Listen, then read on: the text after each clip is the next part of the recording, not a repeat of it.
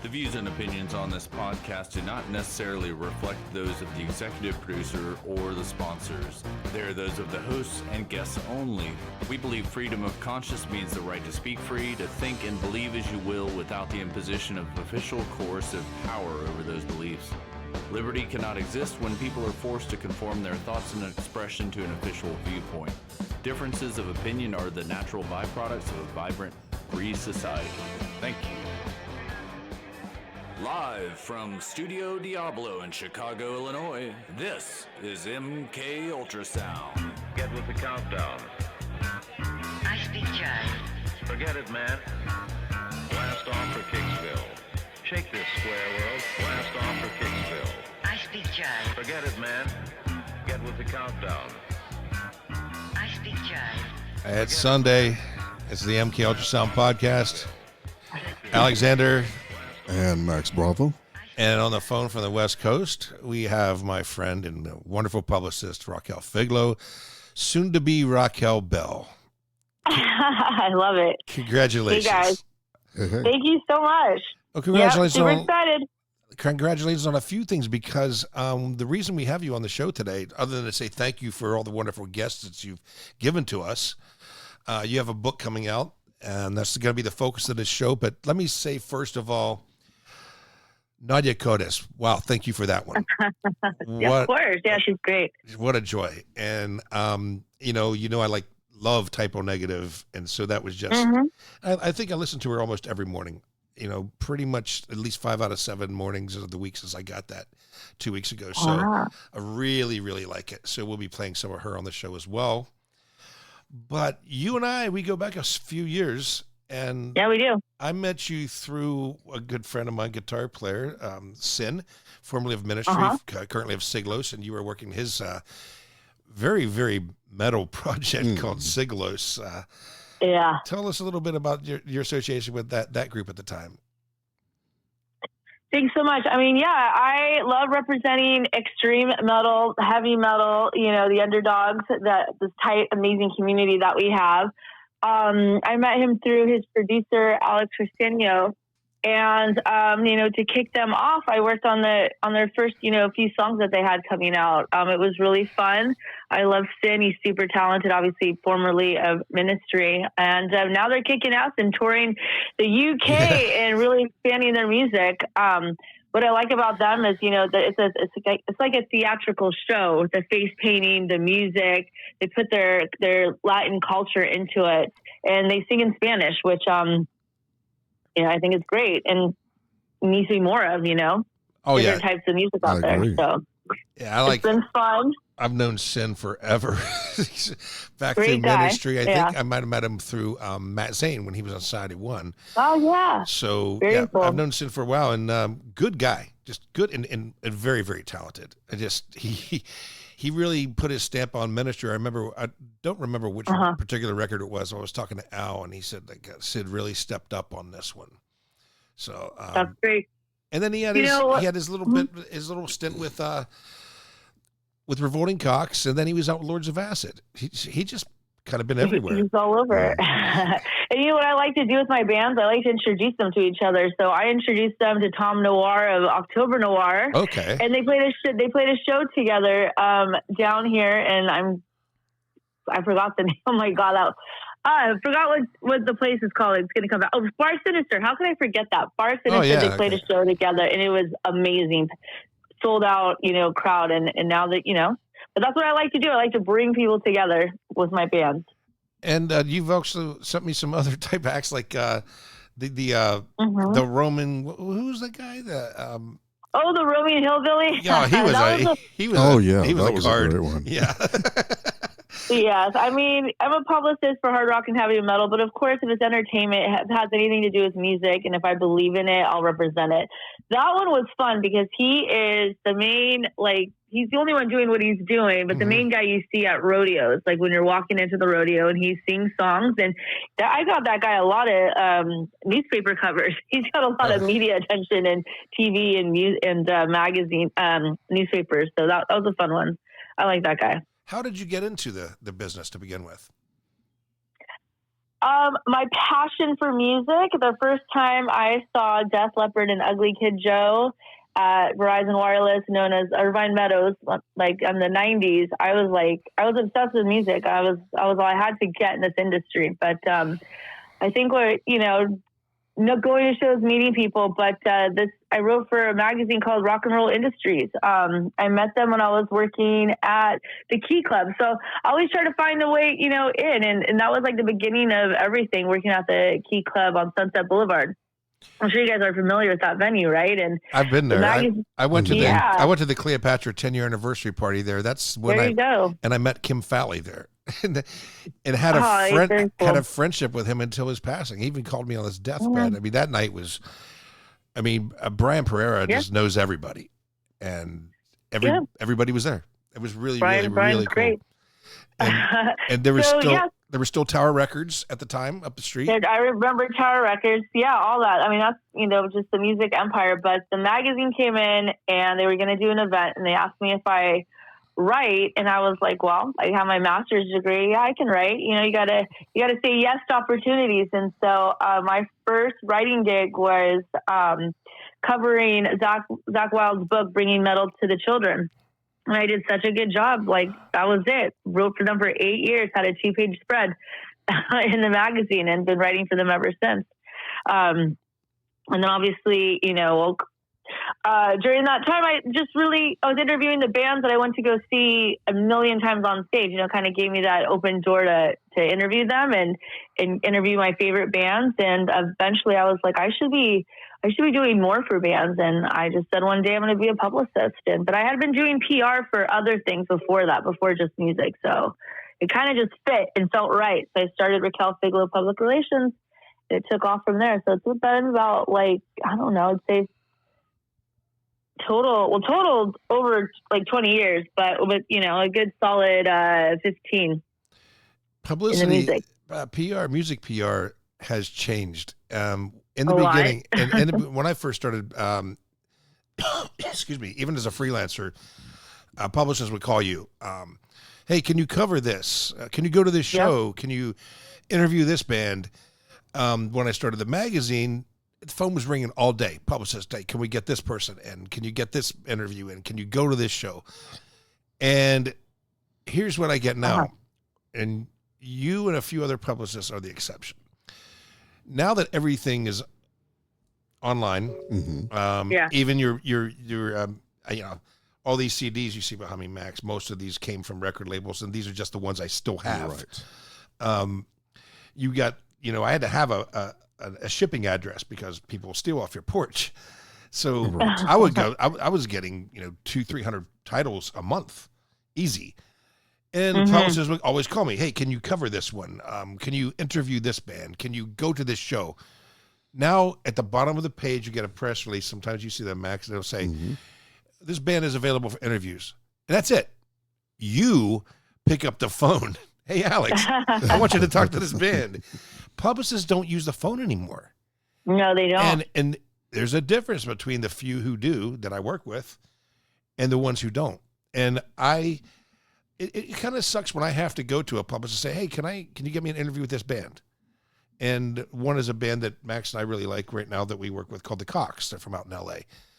And there's a big buzz about them right now. And I had to reach out to their publicist, hey, can I get an interview with this band? So now I just work with that band directly. It's a shame because you're like a band that we're going to play on this show.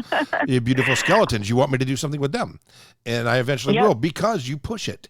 And that is, this is what bands need to look for when they're hiring a publicist, I think. I agree 100%. I mean, I'm old school. I think you got to pick up the phone. You got to do more than just sending out an email, and you got to support the media outlet too by either reposting it and sharing it, telling your bands to share. It's not just having an interview and not doing anything with it. But I like picking up the phone. Everyone wants to hide behind the email or hide behind the screen, and that's just not right. It's you got to put that personal touch, right? That personal touch into working with people, because we're all like living people. It's not just our cell phones and computers. So I appreciate that. You've done a a good bit of television shows I saw on your website. Oh yeah. It seems like they know you pretty well out there. I try. I mean, I make them know me, right? Like, I like to knock on that door, and and also you got to support other people. So I try to do that as well. And I get in people's faces. It's what I do. I was a naturally born promoter. Were you just at you were just at a show last night, right? I saw some photos. Was it last night? Oh yeah. You got to support the scene. I went to Death Angel, Insight, and Violence. Oh my God. At the observatory in Orange County, one of my favorite venues. And I like it that it's close by, here in Orange County. And that was a heavy show. And, believe it or not, I like going in the pit, but right up front, the pit's like behind you. It gets crazy. Like people were jumping over me, and I'm just, ducking, doing my thing, but rocking out. Yeah, I like that you go on these looks like very conservative talk shows, like Good Morning something, and you're talking about I love heavy metal. I love heavy metal. Like, yeah, I know. You completely don't look like the type, but I love that. Thank you. I mean, I guess thank you when I say that. I know. I wear pink, and my entire house is pink and purple, and I wear pretty dresses, but at night, it's a total different look. Cool. We'll play a band. We'll play SIGLOS now. We'll come back and talk more. Awesome. We'll want to focus on your book when we come back. And this is SIGLOS. This is our friend Sin, and you're listening to the MK Ultrasound podcast.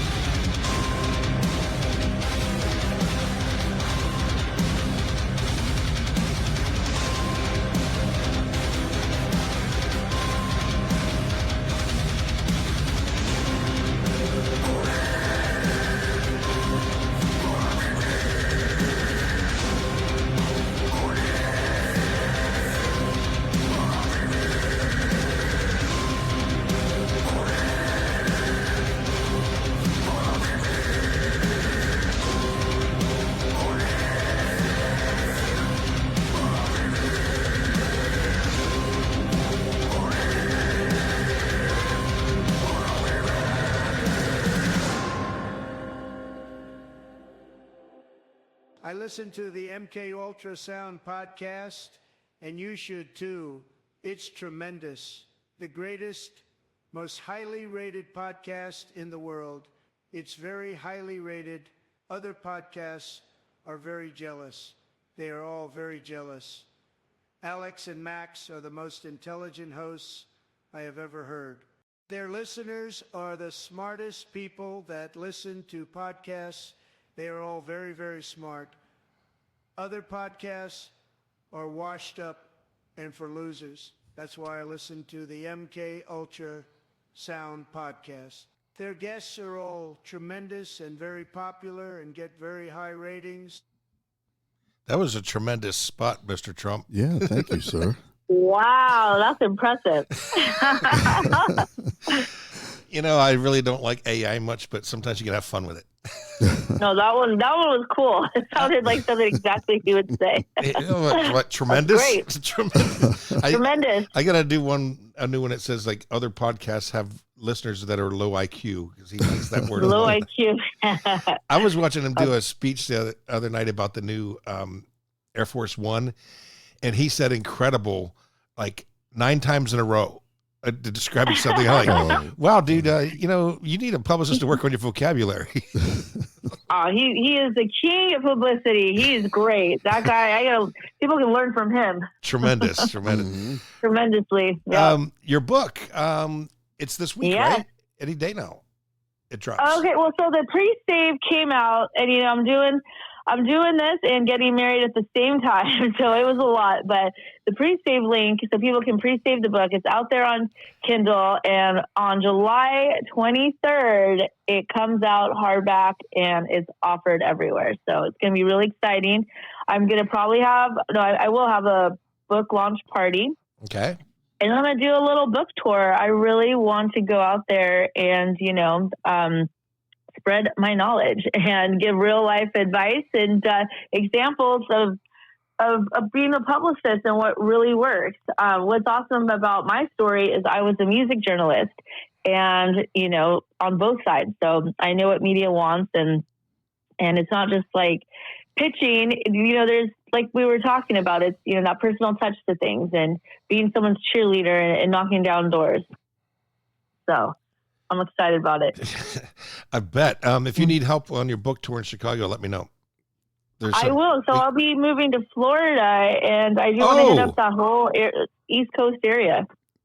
Wow. Yeah, I didn't know that. Which part of Florida? Where?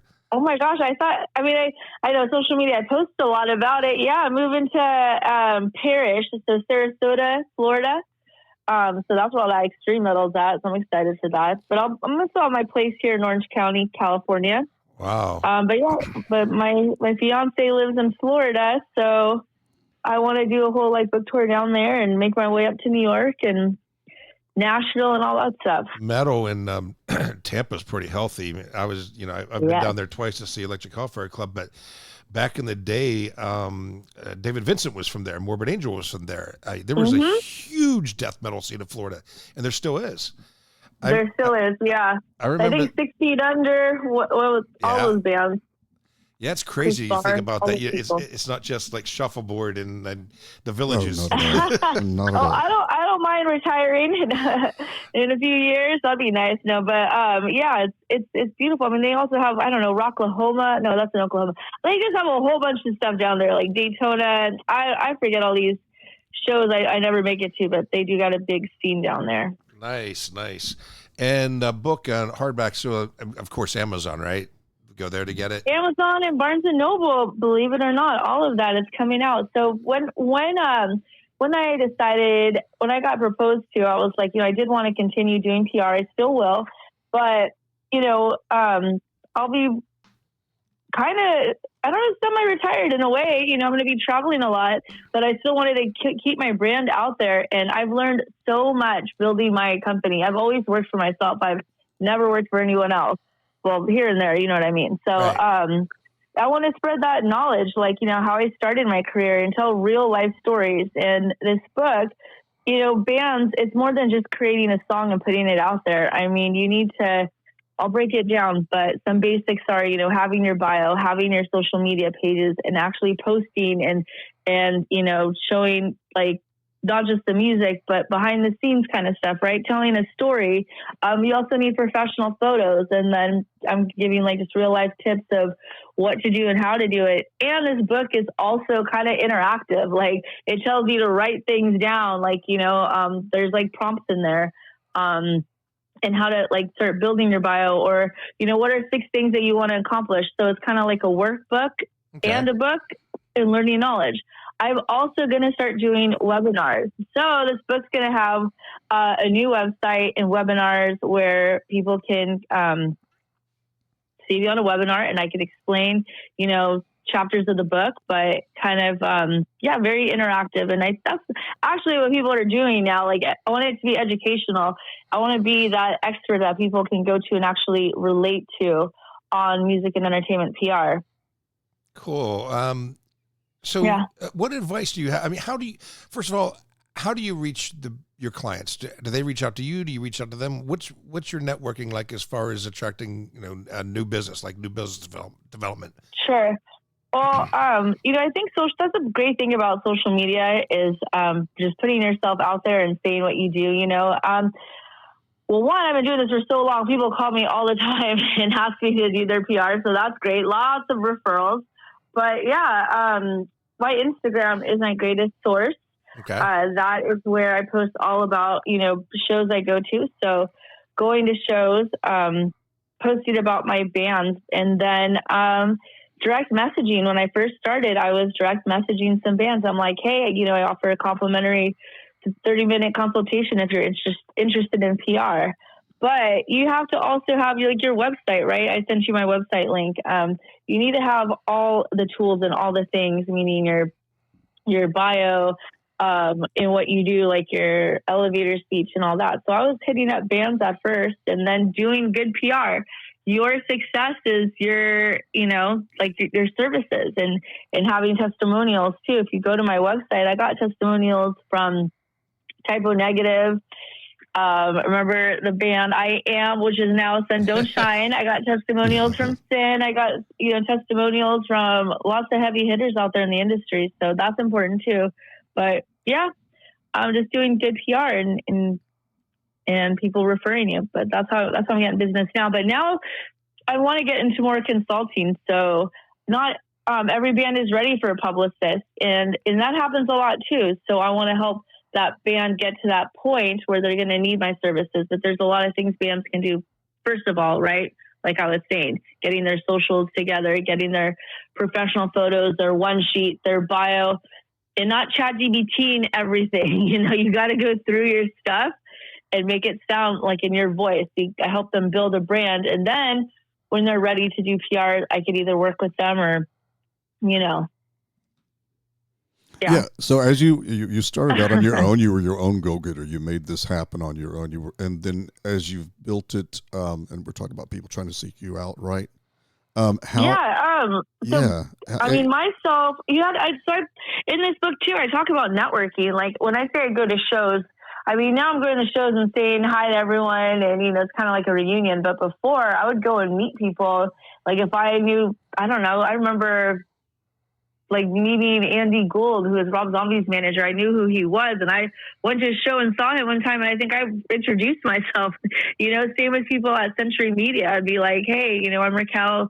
I'm, you know, a publicist. I'm looking for work or, you know, a gig, and, you know, making those connections and then following them and friending them on Facebook. Like everyone says, you know, like Facebook's old and no one uses it anymore. But I mean, I've built mine as like a network because everyone's on there because we're all older now, right? So that's what we kind of started with. So when I go to my Facebook, I mean, that's where producers and managers who are now friends are on there, and they're seeing me post about my bands. Like we're on Facebook, right? So you see my personal life and then also my music stuff. But I try to use each different platform for a different like thing that I want to promote. So my Facebook is, you know, here's my personal life mixed with some music, and then my Instagram's all music because that's where I guess the younger people are, right. And like TikTok. So I'm putting my bands in there and stuff that they want to see. But you know,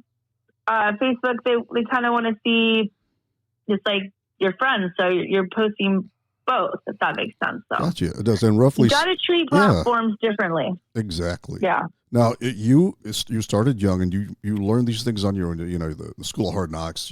And Totally. I also went to college. I went to college and got a master's degree in communication. But you're talking about the way dealing with the industry itself. That's you had to figure those little right paths on that, and in each of the different types of music, you had to discover those. At what point, 5 years in, 10 years in, because you've been in it a while, did you decide, you know what, I could mentor somebody at this? When did that thought begin, which led up to you actually coming out with this book and then becoming webinars? Sure. About what point in your career did that hit? I'm also on LinkedIn, which is all those more professional, the professional side of the PR stuff, or the professional side of the social media platforms. I think school hit me up, and I was like completely honored. I got Northridge University, which is out here in LA in California. A school reached out to me and asked if I could mentor their students in PR. And a lot of college students were like emailing me because they found me on social media and they wanted to be music publicists and entertainment publicists, and they interviewed me for their papers. So I have papers written on me from these kids that asked me questions and for their school paper. How awesome is that? I don't know. I thought that was really cool for their class. Very cool. So I started mentoring girls. I mean, I was doing it for a good 5 years. So I think right around the time of COVID, I was mentoring a lot of college students, and that kind of led to, this thing that I've been wanting to do, write a book and mentor and actually teach at colleges. But then that idea I don't want to do anymore because that's just a lot of work, right? But to keep my name going, I really want to do this consulting thing. I want to, spread my knowledge and do webinars and have people call me, ask me questions, but on a more, not just college students, like everyone. Of course, I'm going to charge, but I didn't charge the students. But there'll be, different packages. And then if you really, really want me to do your PR, I will. But I definitely will have doing a lot more consulting, mentoring webinars than the actual PR. Because I'm getting married, right? My husband wants to spend time with me. We're going to travel the world. Got that. Hell yeah. Hell's bells. Hell's bells. My wedding's next Saturday on June 27th, and we are going to walk into Metallica for Whom the Bell Tolls. Oh, that's beautiful. Get it? That's nice. Alex, I don't know if I have told you, or if you've seen a lot about my wedding. I have David Ellison, a good friend of mine. He is the officiant at my wedding. He will be marrying me. Right. I saw that. I saw you were a huge Megadeth fan. I am the biggest Megadeth fan ever, and I've interviewed David Sting multiple times and David Ellison. I love Megadeth with all my heart, and I met David 15, 20 years ago, and he's seen me through, some boyfriends and stuff. And one time I was kind of close to wanting to get married. And I go, if I get married, I'd love for you to marry whoever I marry, right? And he kept that promise. And it's in my wedding website.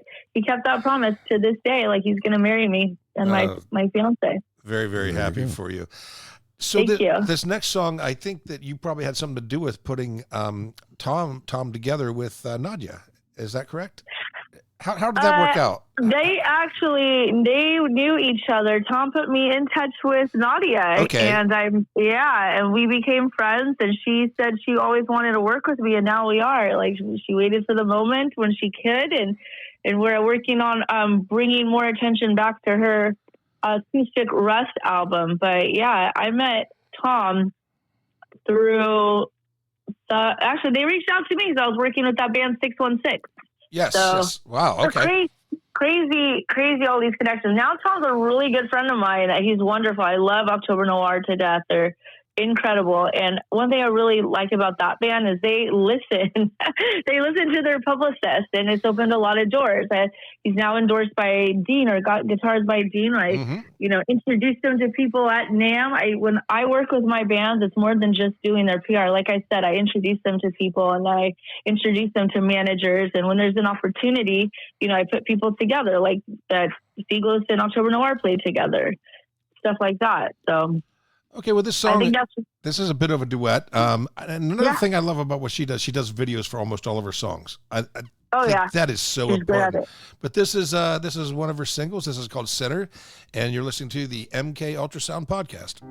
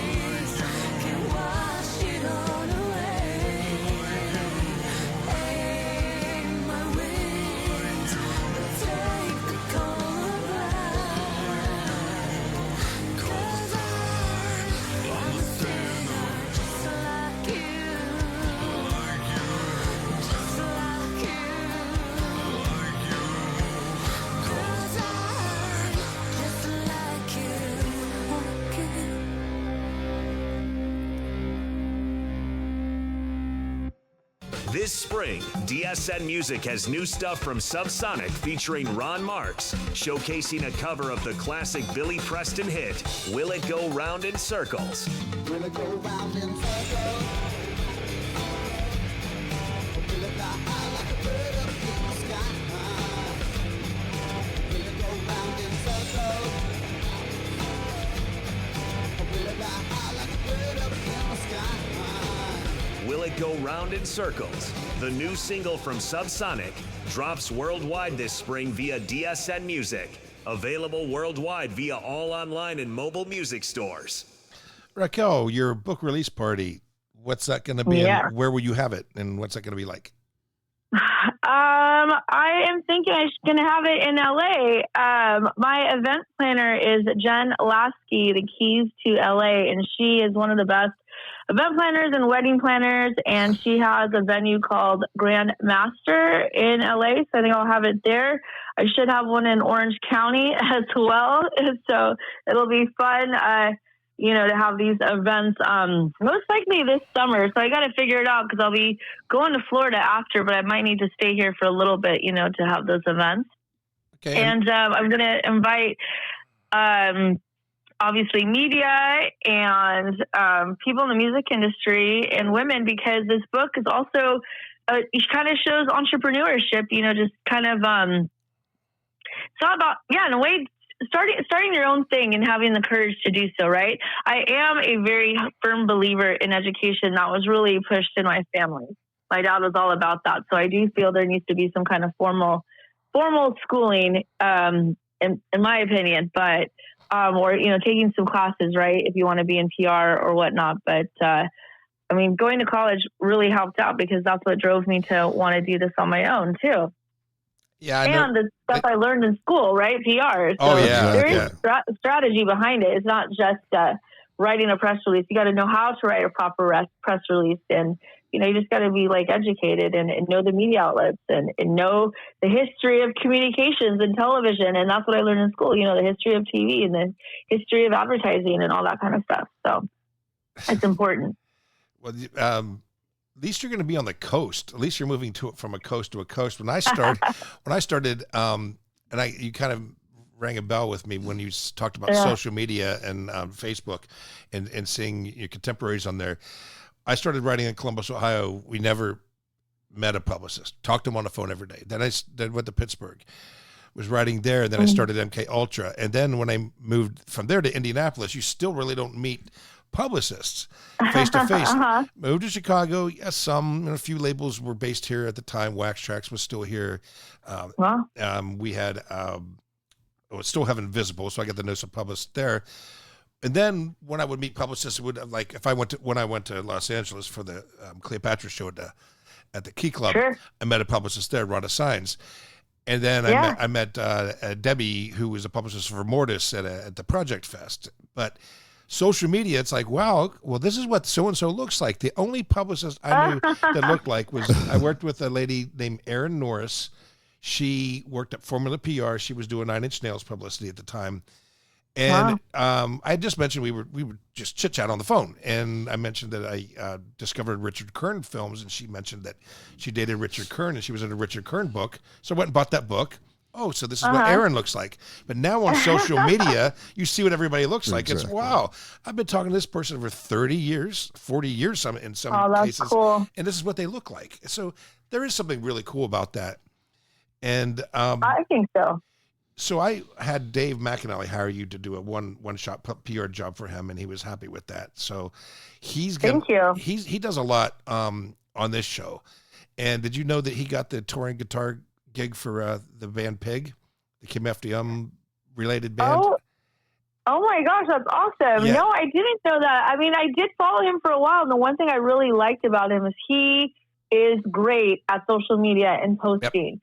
You never know who's looking at you. And that's what I tell bands too. I go, don't be afraid. Don't overthink it. Just post what you're doing. If you're going to shows, support other bands. That's what I love about him. Yeah. He always, I can see why they, sought after him, because he does the guitar, he plays guitar and does little things on playing guitar on his social. That's awesome. I'm so happy. I got to reach out to him. That's great. He'll be in LA at the Cold Waves Festival. I think that's September. And then, I sent him to you. Some good publicists like yourself. And then I had William Zimmerman, who we had on the show a month or so back. I'll send bands to him. And that's what I mean. I love Will. He picks up the phone. There was a time when there was a Mortis concert, and I've known Mortis my entire career. I knew him before he came to America. I met him when he first came to America, and we stayed in touch. And he picked up PR for him. And one night it was Cassie and I, Max. Cassie and I were going down with all of my gear to do a podcast and film it. So that's a lot to deal with in the winter in January in Chicago. Oh my gosh. And so he called and said, hey, just wanted to check. Things might be a little off. That didn't leave us hanging. We could have went down there and been freezing our butts off. And a lot of publicists will let you hang and it was a Saturday. Mm-hmm. Like once upon a time, if it was after 5:00 or whatever time zone you're in, I went to a show once, Cheap Trick were opening for Stone Temple Pilots, and we get to the venue and it was after so-and-so at New York time, which was the PR for Cheap Trick was in New York at the time. It was Central Time. They're closed. So, we had to go to a payphone, no cell phones. We're talking 1997, and call a PR office. Couldn't get through. It's like, not on the guest list, not on the guest list. Had to turn around and drive home. So now then you learn, have the name of the tour manager, things like that. but good publicists will pick up the phone and call. And William called us on a Saturday and said, look, let me find out. I think things might be a little bit behind. And so we weren't down there with all of our, because the cold is not good for your gear either. No. So we could have been down there in the cold, freezing our butts off, and he reached out and called us. So that's why I send artists to you and to William, because I know that you'll take care of them. Because if you take care of us, you're going to take care of the band. So that's just I love Will wonderful. Zimmerman. That's a great story, and you know what? It's true. One other thing about publicists, it's hard to find publicists that like other publicists. We don't talk to each other because we feel. I mean, this is this feeling of like we're all kind of like against each other in the sense of like the bands. You have to be friends with other publicists. I think that's really important. And not a lot are, but now I think that's kind of changing. That's why I'm saying it's changing now. But at least with me, I'm friends with Will. We talk about bands. No one's mad if like one band leaves another for another publicist. Right. It happens, right? As long as you're not poaching other bands. And obviously don't do that. But I mean, you got to be friends and talk. Like sometimes publicity is kind of a lonely career because you're just, working with yourself. But no, I love talking to Will, and sometimes we catch up and he asks for advice, I ask for advice, or we share some new knowledge. And I think that's really important to make friends with your other colleagues and not be afraid and don't think that, someone's going to poach your band. I mean, well, it's a different time. It used to have, Warner Brothers had in-house. Roadrunner Records had in-house PR, and then you would have independent firms like Nasty Little Man with Steve Martin and Formula PR where Aaron Norris was, but the labels don't exist the way that they used to. So you have the Raquels, you have the Shaunas, you have the William Zimmermans, and then the people who will talk to you. Like Shauna sends me bands. I think it's you and Shauna send me more bands than anybody have on this podcast because hey, cool. will you cover this? And Shauna knows like I don't cover everything she sends me because if it's a little folksy, it really won't fit our audience. But sometimes I'll be like, you know what? If you really need help with this, yeah, sure, I'll put it out there for you. And she'll say, that is great. Get this we need that. On. I know. No, that's the great thing about you, especially when you interviewed the Roaming Hillbilly. He had a lot to say and he was awesome, but it was definitely different from what I do. But why did I take it on? Because I thought he was cool and unique, and sometimes my things aren't always rock and metal. The way I found him, or the way he found me, was a friend of mine tagged me. He was looking for a publicist on his social media, and someone tagged me, and I looked him up on Instagram, right? The power of social media, why it's so important. And I looked him up, and he interviewed a few publicists, but what he liked about me was my, how personable I am, and that I kept on, I guess, like he said, fighting for the job. I picked up the phone, I called, I interviewed, but that's just the way I am. I don't really half-ass things. And that's another thing in this book. You can't just half-ass things. It's you have to take it all the way to the end, see things through, put effort in it. And I don't think a lot of people put a lot of effort in things anymore. That's hiding behind the computer, just sending emails. No, it's not just in this book, I say just creating a song doesn't mean everyone's going to pay attention. What are you doing for people to pay attention? Media doesn't have to cover you. We're not paying you guys to cover us, right? It's earned media. And I work on earned media. There is a lot of media out there that say for $2,500 you can get in Forbes magazine and New York Times and all this stuff. That's all bullshit. Real media, real publicity is creating a story, which I do, something interesting that media outlets audience will find interesting and want to pay attention to. Like you said, you don't cover everybody because it's not for your audience. So right. Well, I'm gonna I will talk to this band, Beautiful Skeletons. Why don't you tell us a little bit about them, and then we'll play their song, their video single, "Running Cold." Very cool. Yeah, Beautiful Skeletons came to me through Ulrich Wild, the legendary producer that I've worked with the band Skin Lab. And I interviewed him many, many years ago for Rock and Roll Industries. And again, we're friends on Facebook, right? So he sees the stuff I'm doing. And he reached out to me to work with Skin Lab and did a great job, got them on Sirius XM, Liquid Metal. And he's working with this band, Velo Skeletons. He's coming out with an album in August. And he have these great songs coming out, and the song that you're about to play is about mental health and a personal story of, the lead singer Tina and her dealing with, suicide in her family. So attempt, but yeah, it's just a really deep song. So I think you guys will like it. It's very heavy. All right, here you go, and you're hearing Beautiful Skeletons premiere on the MK Ultrasound podcast.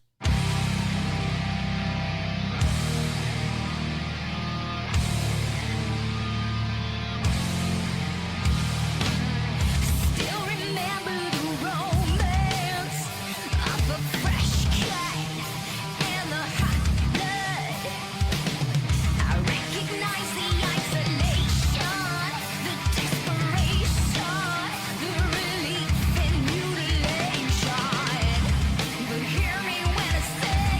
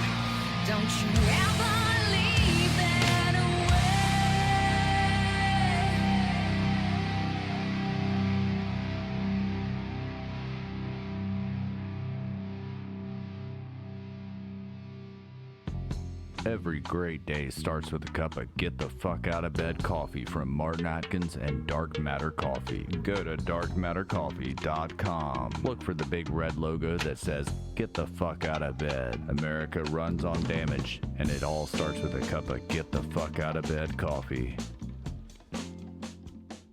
There are 10 commandments and there are 7 deadly sins, but there is only one MK Ultra Magazine.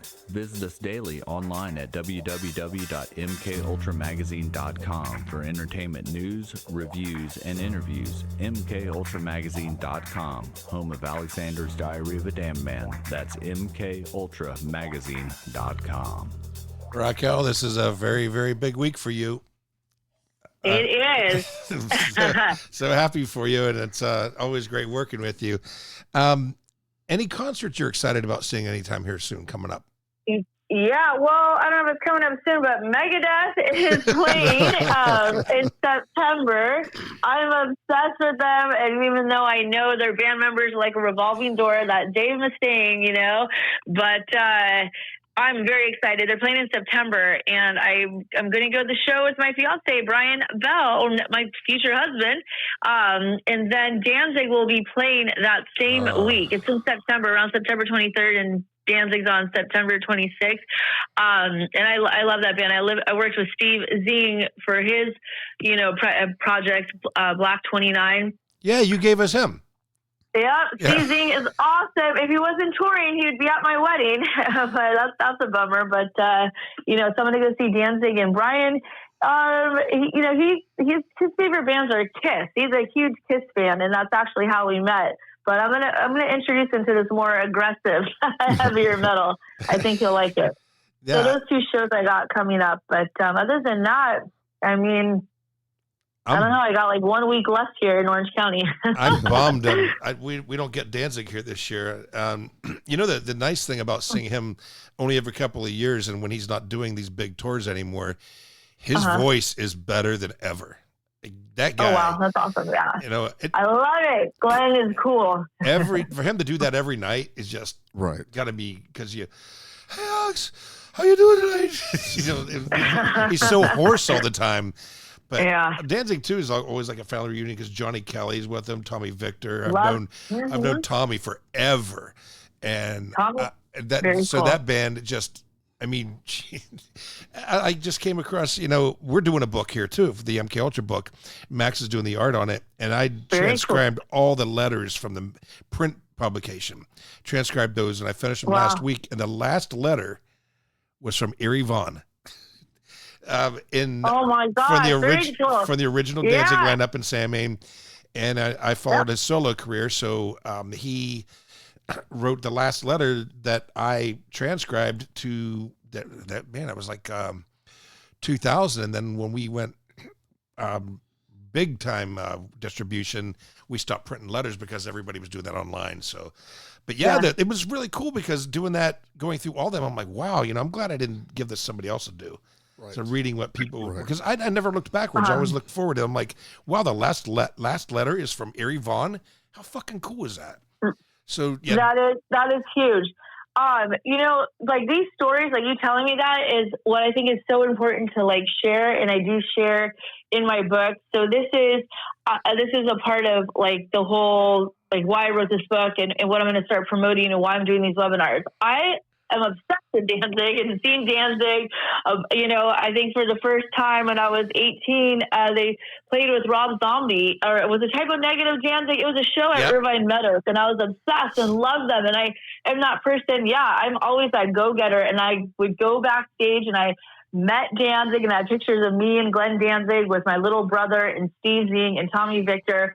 Fast forward, I meet Steve Zing and I'm like, I'm ready for this magazine. Can I interview you? And that was like my way of like, meeting my idols that I love, rock and roll and heavy metal. And, same with Tommy Victor. I have a badass interview with Tommy Victor at Schecter Guitars, where I interviewed him for, I think the album, of course I forget now, but Prom album, I'm going to kill myself. Yeah. And I interviewed him and, became friends. And I promoted one of his shows when I think I was starting to do PR. He gave me that opportunity. But then look, I did the PR for Steve Zing, but started off, going to shows, going backstage, meeting them.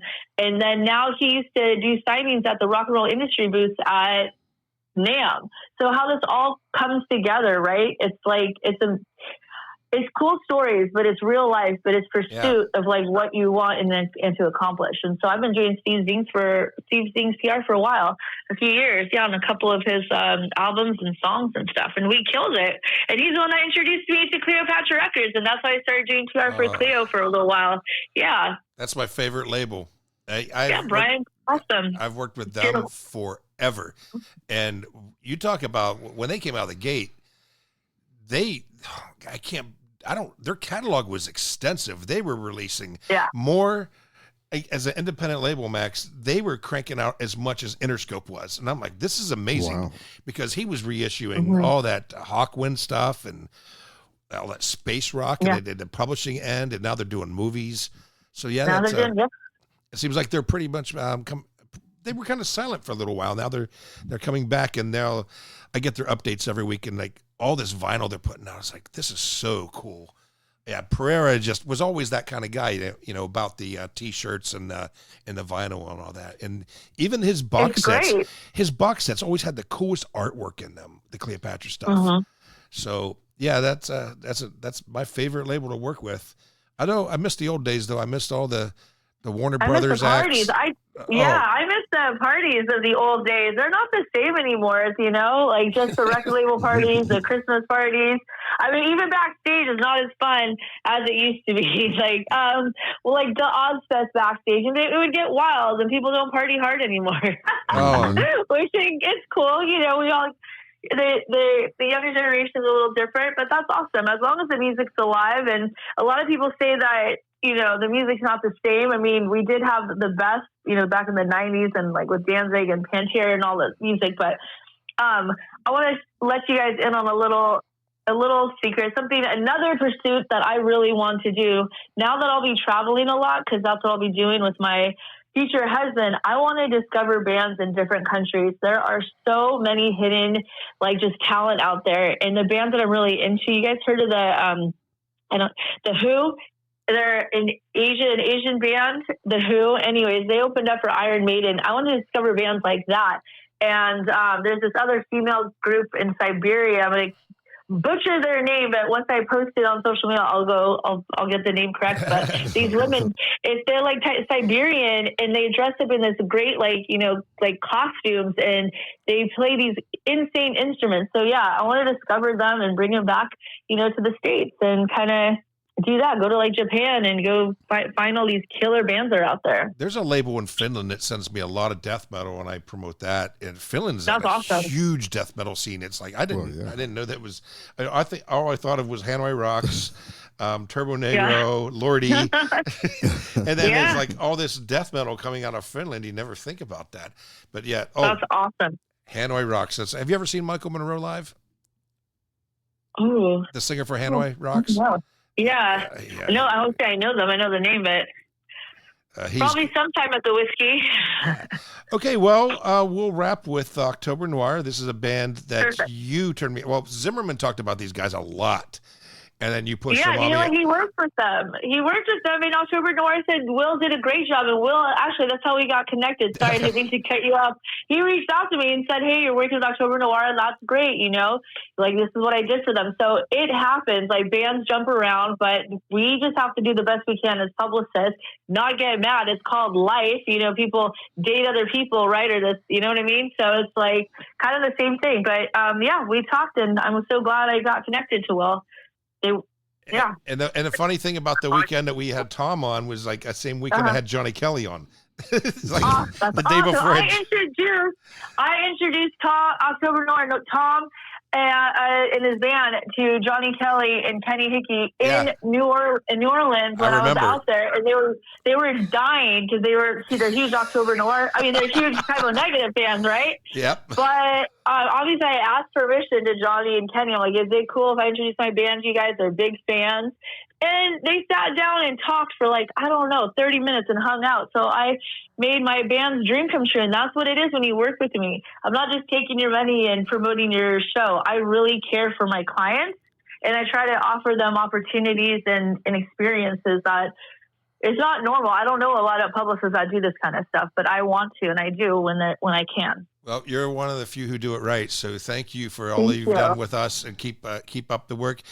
Have a very, very wonderful wedding. I look forward to hearing from you in the future. I will get your book. Yeah. I'm looking forward to that. And anything else you would like to say before we play October Noir? I appreciate you guys so much, Alex. You're such an amazing human being, and everything you do for rock and roll, and you keep it old school too. So I love that. You know, and keep the stories going and don't stop. You're the best. Absolutely. All right. Well, we'll talk to you when you change your name. So that's been Raquel Bell on the MK Ultrasound podcast. Have a good one. Bye-bye. Thanks, guys. Bye. Bye.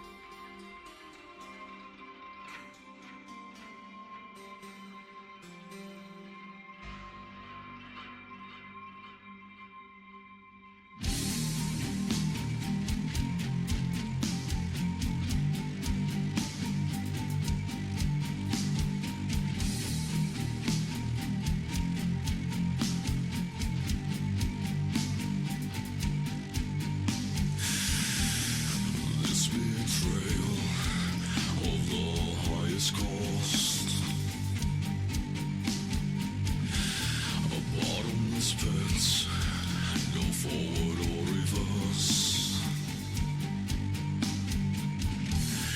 Trapped inside my troubled mind, what have I become? Forgive me, I'm trying to move on. My pain echoes in the arms of the devil lately. Fashion the freestone and snow.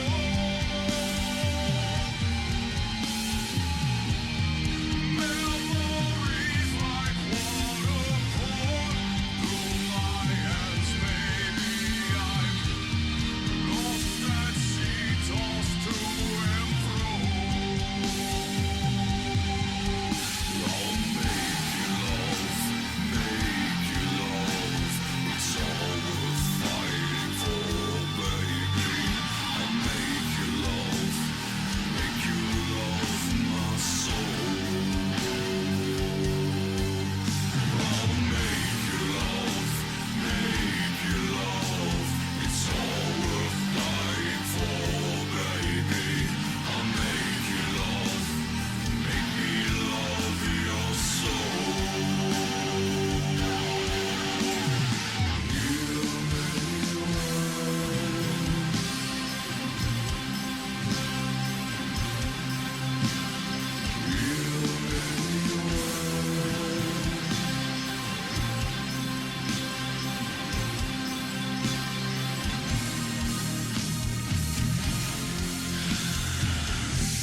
This feels like a death of a loved one.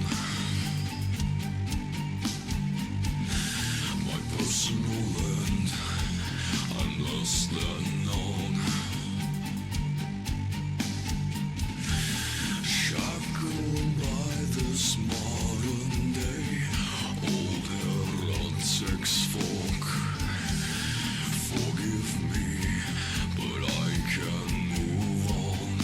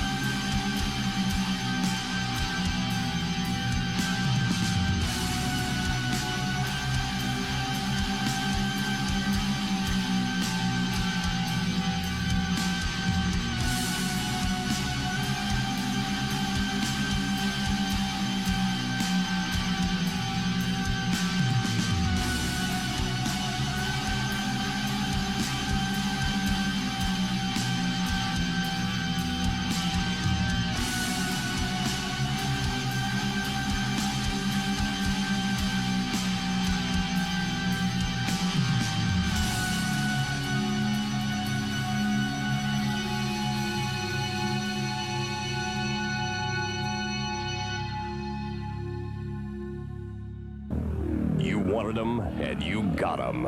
The original is back for the first time in 17 years.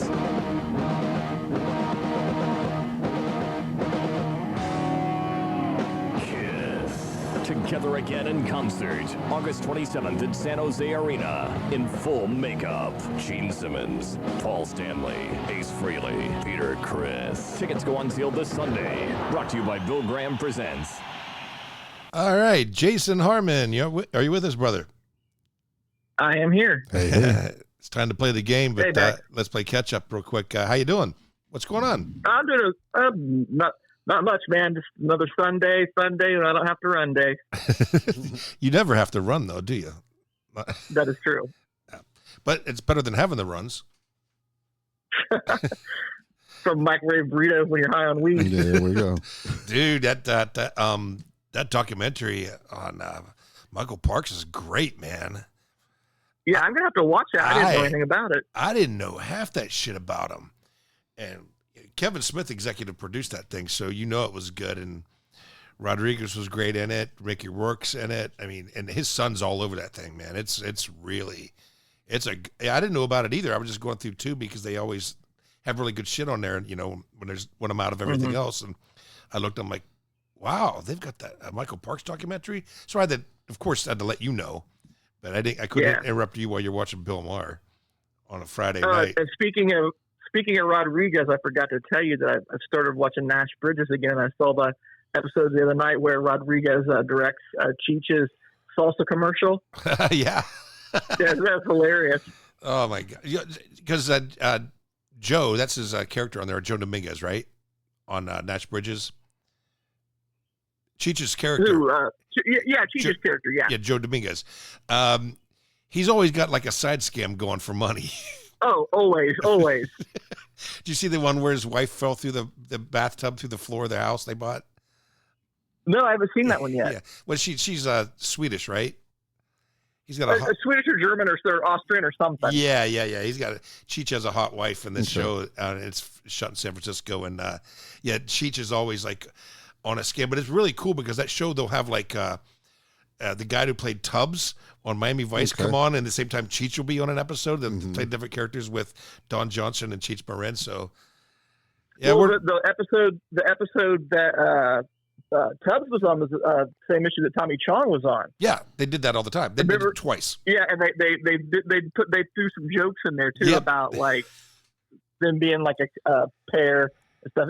It's very well written show. I'm glad you turned me on to it. Yeah, I love that show, and that little movie spinoff thing they did was pretty good too. But really updated, man. I mean, that show, it was very sexually driven in the 90s when it was out. And now it's like, I hate to use the word woke to explain it, but he's definitely got a current feel to the updated version that they did.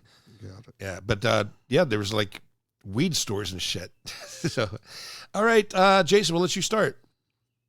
This is a Kiss trivia, everybody. It's the game. It's time to play the game. That's why we played that thing, and I had to hear the name of the worst drummer on earth mentioned, Peter Criss.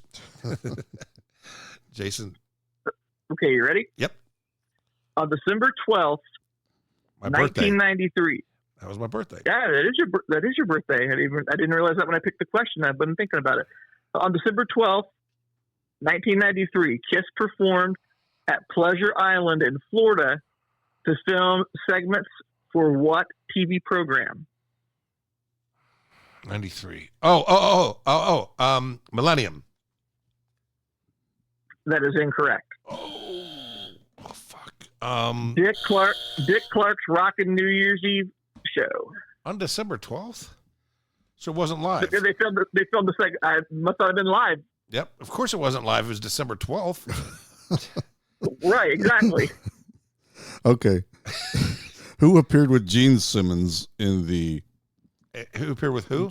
Who appeared with Gene Simmons in the GHS Strings / Punisher bass ad? In the what? The GHS Strings / Punisher bass ad. Who appeared in it? With Gene Simmons. The wrestler known as the Demon. I mean, do you know does he have a different name, or is that it? Well, he was like the Demon. He was a WWF, but now WWE named it was the demon. I got Spiro Papadatos. But was he the actual guy who played the demon? I don't know. So you might be right. I don't know. I thought it was just Gene with his makeup on and Gene without his makeup on. No, there was a guy dressed like Gene. There was a guy that looked like Gene. I always thought it was just photoshopped of like old Gene and new Gene. Yeah. I never realized it was a different person. Yeah, blue Gene. Yeah, Spiro Papadatos. The Papadatos, is that Greek, right? That Greek Simmons. Yeah, pretty sure. Greek Simmons. All right, Jason. Oh God. Okay. On October 18th, 1993, Kiss appeared on what sports TV show? 93. Oh, shit. Okay, they didn't put the makeup back on yet. Sports show? Yes. It would have been Kiss Sports show. without makeup. Fuck. Wow. You guys are getting me good this weekend. 93, a sports show. Oh, no, wouldn't have been. No, fuck. October, you said? Yes, it was on October 18th, 1993. Would have been Kiss appeared on what sports TV show? Would have been World Series? October? That is incorrect. Fuck. What was it? Monday Night Football. Foosball? Who watches foosball? I know that's why I don't know because I don't watch any of that. I didn't know the answer either until I looked at the card. You said hard. So what Hard card. What Kiss album did the song "She's So European" appear on? Unmasked. You got one right. So go ahead, Jason. Okay. What company manufactured the first Paul Stanley signature guitar? Oh, wait. The Paul Stanley signature guitar? Yes. It was a PS10, I believe. Ibanez. You are correct. They also did the Iceman. The Iceman was a nice looking Yeah, guitar. and I think but I think the PS10 is the number on that Iceman. I'm almost Do you remember that shitty guitar that I forget who put it out? Washburn. Somebody put out this Ace Frehley guitar before he did Frehley's Comet. Yeah, that was an ugly fucking guitar. Washburn. It was ugly. Oh, it was horrible. I don't think, Those they actually have a pretty decent following, like on the collector's market, because they didn't make a whole lot of them. But yeah, they're ugly as hell. I don't think I've ever seen him play anything other than a Les Paul. I know he did a Flying V. So was a Paul. Paul was more the Flying V guy, right? I think. Yeah, but there is some video. I can't remember exactly what year, but with Ace playing a Gibson Explorer. Huh. Oh, the old school, right? It would have been old Kiss. Yeah. Interesting. Okay, Max, is your last. Okay. This is it. This is the end of the it, last right? one. They're all done. What tour followed the Asylum tour? Asylum tour? Oh, okay. That would have been easy. Crazy Nights. Hey, but was I 3 for 3? That last bit, yeah, I guess so. We didn't get any of that. That still sucked. Well, Jason, as always, thank you, everybody. If you don't know, Jason is responsible for doing a lot of pre-production on this show. I appreciate that. Max, you do a lot of the graphic. Well, you do all the graphics.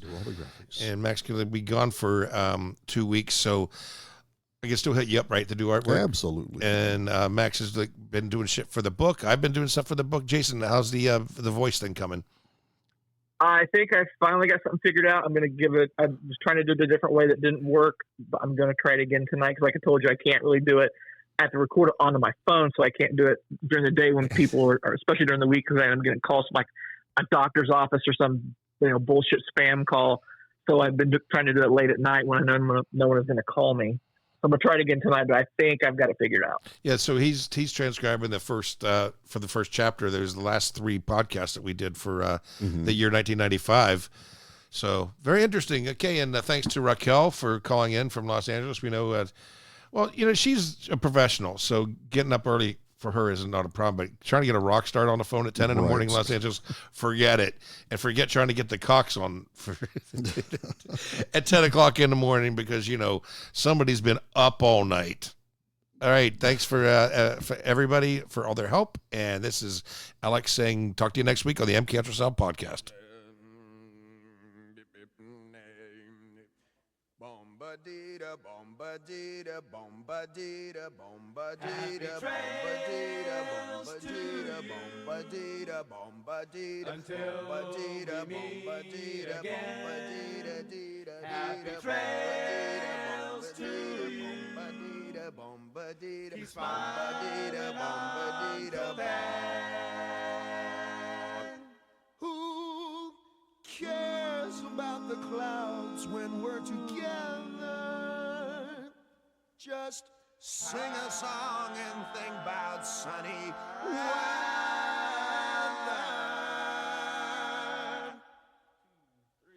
Happy trails to you till we meet again.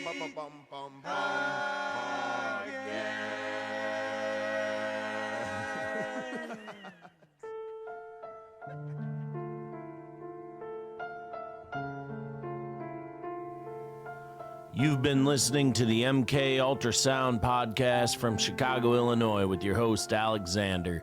Please click like and subscribe and share with your friends. Check us out online at mkultramagazine.com. And on behalf of the MK Ultrasound staff, thanks for listening, everybody.